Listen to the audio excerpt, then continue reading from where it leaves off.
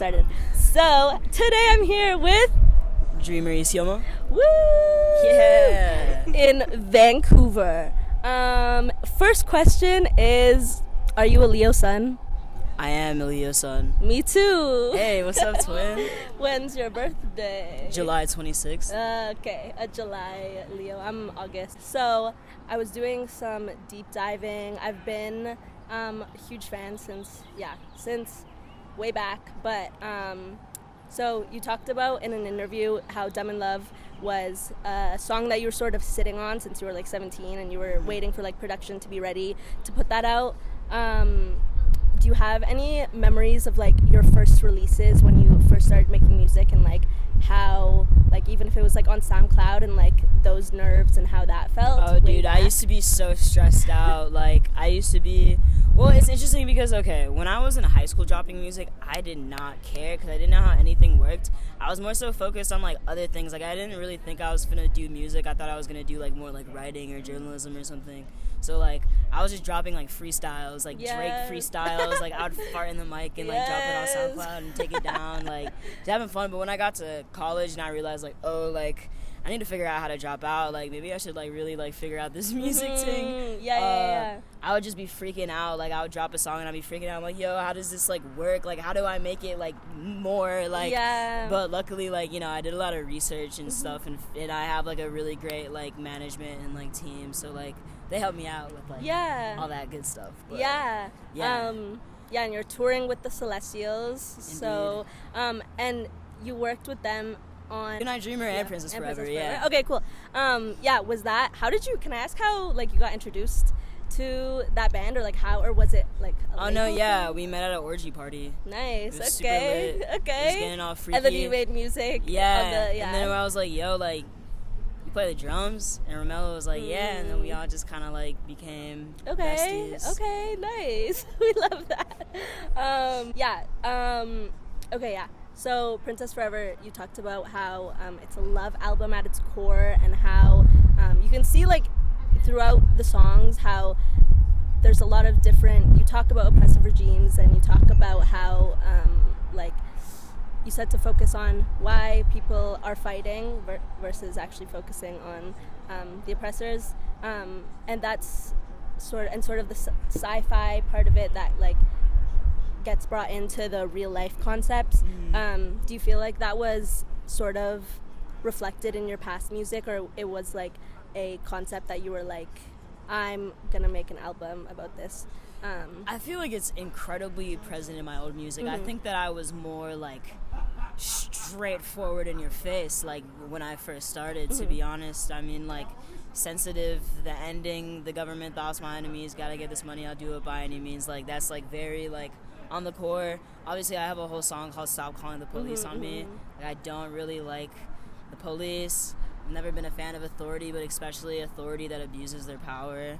I just like, I don't know, it's bullying. We don't like bullies over here. So because even in like meadows in Japan, it's like not a super, it is sort of extraordinary in the sense of like running away and like no one knowing who you are and like wanting to be free in that sense. And like you have a line that's like, my people would judge us, like that is sort of something that is like, obviously Japan is a real place, but it's like the concept is very much like extraordinary, even though it's not like sci-fi in itself. Bad. It just seems like another world. Exactly. I was gonna ask, I know you sort of started playing instruments and like classically, that violin and piano.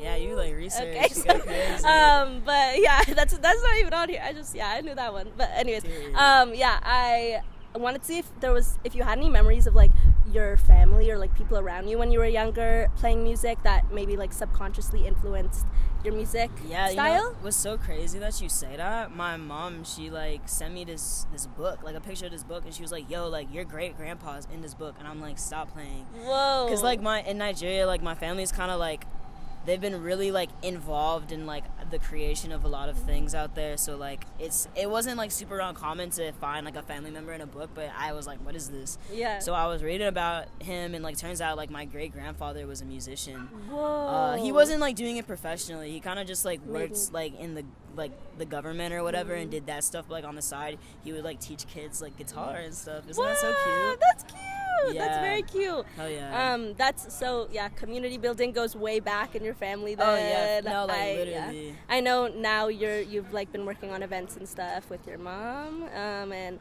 yeah, so that's sort of, and I feel like it's very much reflects in your music that like you do that outside of your music as well, and that's like something I think I really appreciate about you and artists who like do that.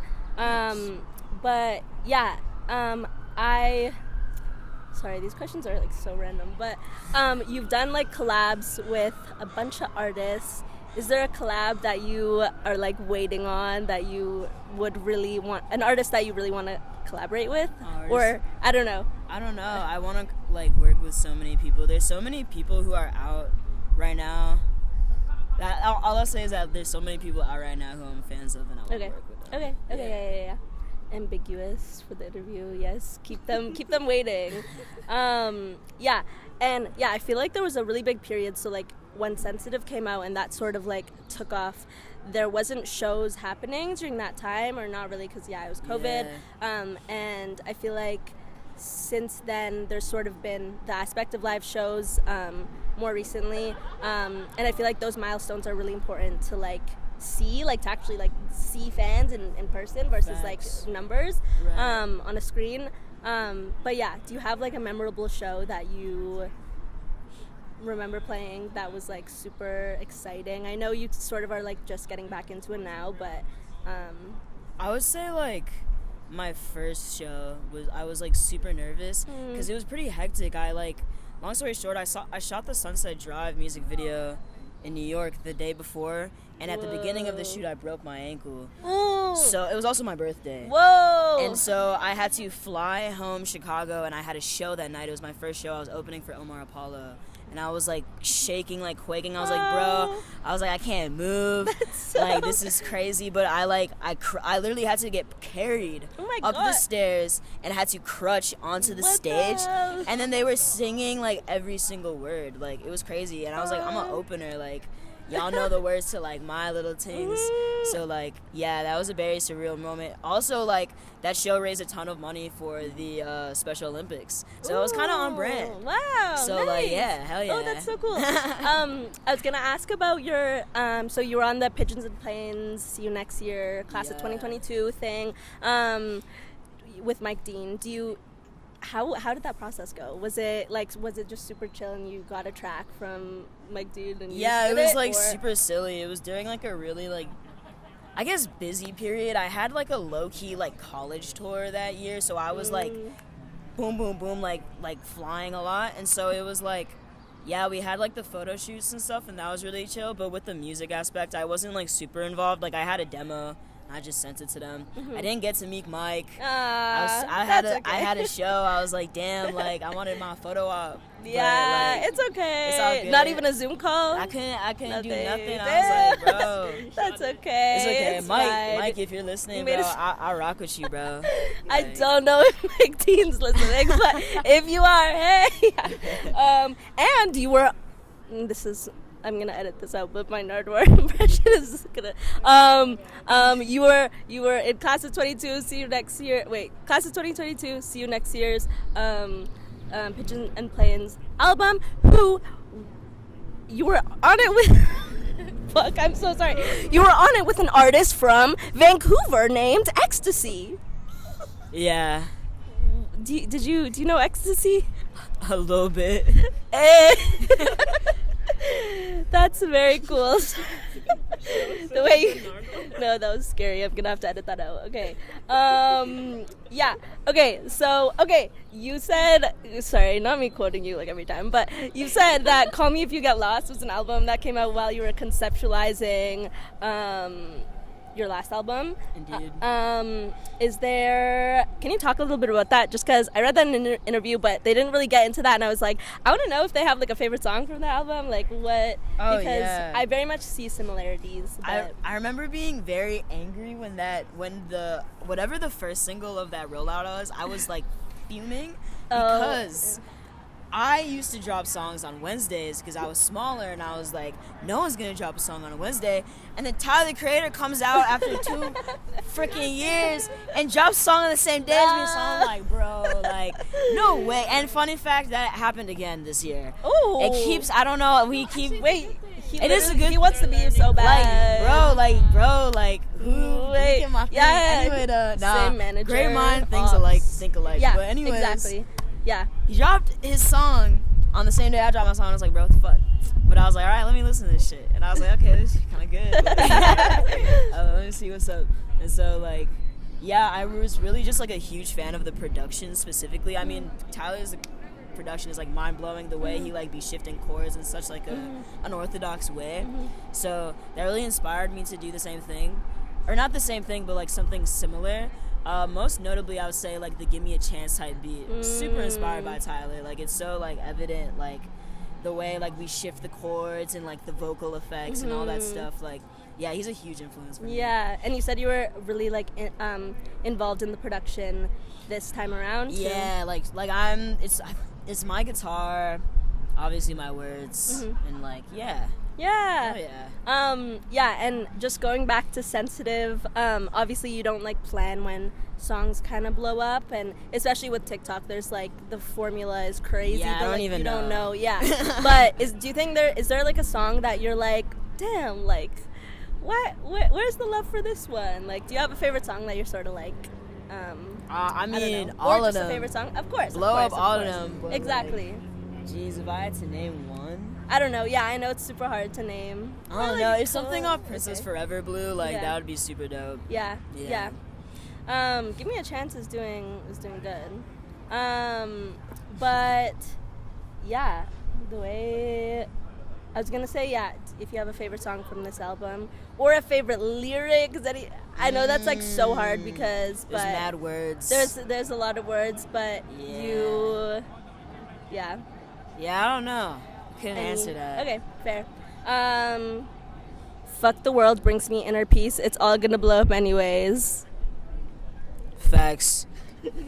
That brings me a lot of peace, knowing that you said that, and I repeat that to myself a lot. And I want to get it tattooed. Was there any, you know how Brent Fayez has a "Fuck the World"? Yeah. Was that controversial, or was that just like nothing? It's literally like the joke, like in the tour van right now. Like, oh my God, are you Brent Fayez? I'm like, bro, I didn't even think about that. No, like, and obviously they sound so different, but and I made my like with an A. Yes, so it's a little different. Yeah, you were on top of that. Yeah. This is your like 4th show. Are you having fun on tour? Yeah, it's a vibe. I'm Okay. really enjoying myself. You've been in Vancouver for like 1 day? Have you done anything crazy? I literally just got here. Okay, but well, it's pretty though. It's like, nice. It's oh, the yeah. weather's nice for once. Yeah. Those are pretty much all my questions. Thank you so much. Do you have a question? Oh, yeah, we have. Oh my gosh. Match the hat you got. Yeah, the way yesterday. she whipped that up very quickly because we saw the hat you got. Yeah. Oh my gosh. Wait, I don't know if you're and Oh my gosh. Yeah. And I tried to get something with Dream in it. There was like too many, so I got overwhelmed. So it's not anything streaming. And there's a lighter if you want. Oh my gosh. You'll never be. Yeah, you'll always be prepared. Let's go. No, literally, this is incredible. Thank you so much. Thank you for letting me interview you. Hell yeah. This was awesome. You're very cool. This is like, I'm really huge fangirl. I'm holding myself like very strongly together. But yeah, thanks for doing this. Is there anything you want to say to Nardwar? Nardwar, dog. I rock with you so heavy, and you should meet me and the Celestials, because, like, we're funny. We're fun. Yeah, it'll be happening soon. Let's go. Stay tuned. Let's go. At the Cobalt. Okay, bye. Bye. Love you. I like to, yeah, I don't know. Wait, I was going to ask...